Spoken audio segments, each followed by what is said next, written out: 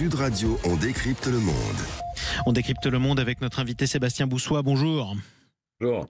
Chercheur, spécialiste du Moyen-Orient, directeur de l'Institut géopolitique européen.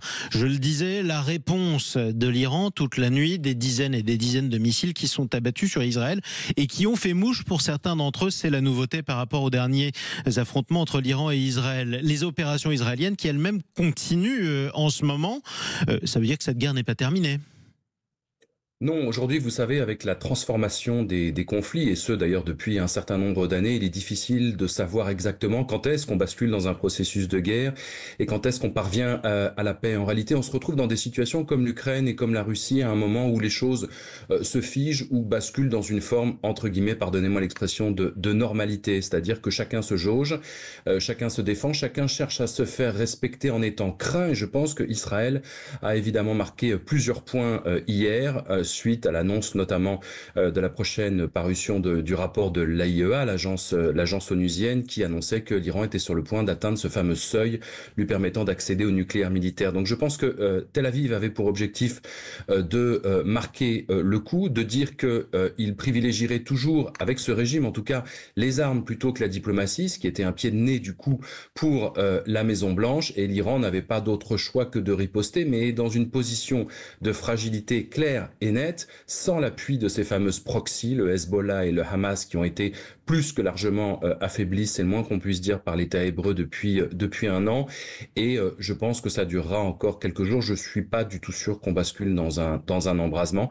En avril de l'année dernière, il y avait quand même quelques missiles qui étaient parvenus jusqu'au territoire israélien, notamment à Tel Aviv. Exactement, vous avez raison de le préciser. Malgré tout, les images de cette nuit sont assez spectaculaires en Israël. Que cherche Israël très concrètement? Une bonne partie de l'état-major iranien a été liquidée. C'est les plus graves pertes subies par le régime depuis sa naissance, en quelque sorte. On n'a jamais vu autant de hauts gradés iraniens être liquidés tous en même temps. C'est quoi l'objectif? Empêcher le programme nucléaire ou faire tomber le régime?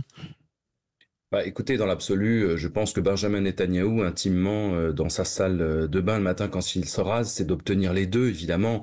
Le but est à la fois d'empêcher l'Iran d'obtenir le programme nucléaire, ce qui peut, dans l'absolu, pour certains, quelque part se discuter. Regardez, à chaque fois, je cite l'exemple de l'Inde et du Pakistan. Les tensions qui ont eu lieu il y a quelques semaines étaient très, très exacerbées et très avancées. Et je pense probablement que c'est parce que ces deux pays ont l'arme nucléaire qu'ils ne sont pas allés plus loin et que tout ça s'est quelque part calmé. Donc l'Iran est complètement obsédé à l'idée de ne pas avoir ce programme, même s'il affirme en permanence que c'est uniquement pour obtenir du nucléaire civil. Et on arrivera de toute façon dans la région à une question dont on ne sortira pas et qui se posera également pour des pays qui voudraient normaliser leurs relations avec l'État hébreu. C'est le cas de l'Arabie Saoudite, par exemple, qui rêve d'avoir un programme nucléaire qui serait sous couvert de la normalisation avec Israël, mais je pense que Benjamin Netanyahou, évidemment, rêve d'un renversement de régime, même si, je dis bien même si on prend le cas de la Syrie, et même si le président actuel fait encore, fait encore mouche, ou en tout cas fait encore ombrage. Il préférait un régime ferme et autoritaire comme celui de Bachar el-Assad que des pays dans des processus de démocratisation dont il ne sait pas souvent jusqu'où ça peut aller. Enfin, fermé autoritaire pour Bachar el-Assad, c'est un doux euphémisme quand on connaît les actes des bouchers qui étaient au service de son régime. Dernière question en quelques mots, si vous le permettez, Sébastien Boussois. Quelles peuvent être les prochaines cibles de l'État hébreu? Est-ce qu'ils peuvent aller jusqu'à viser l'ayatollah Khamenei, le chef spirituel, le guide suprême iranien, dont on sait qu'il a plusieurs sosies justement pour sa propre sécurité? En tout cas, ce qui est clair, c'est que l'État hébreu n'a pas de pudeur par rapport aux assassinats ciblés et à l'élimination de dirigeants. L'État hébreu a montré à la fois la puissance du Mossad, de ses services. On se souvient évidemment de l'assassinat de Hassan Nasrallah à Beyrouth Sud. Le chef du Hezbollah. Le chef du Hezbollah, de Mohamed Sinwar, à l'époque chef du Hamas à Gaza, qui avait été éliminé de la même façon. Si Israël considère à un moment ou à un autre qu'il faut s'en prendre à Khamenei, il le fera probablement, mais il y a ce système évidemment des gardiens de la révolution, des Pasdaran, qui promettent de toute façon, dans l'absolu, de nouvelles têtes qui peuvent émerger. Il n'y a pas de crise de la vocation dans ces régimes.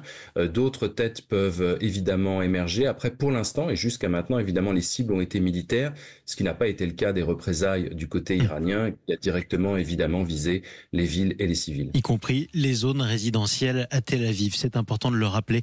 Merci beaucoup pour cet éclairage, Sébastien Boussois. On reste en contact parce que je pense que vos éclairages peuvent nous être très précieux par les temps qui courent. Chercheur, spécialiste du Moyen-Orient, directeur de l'Institut géopolitique européen.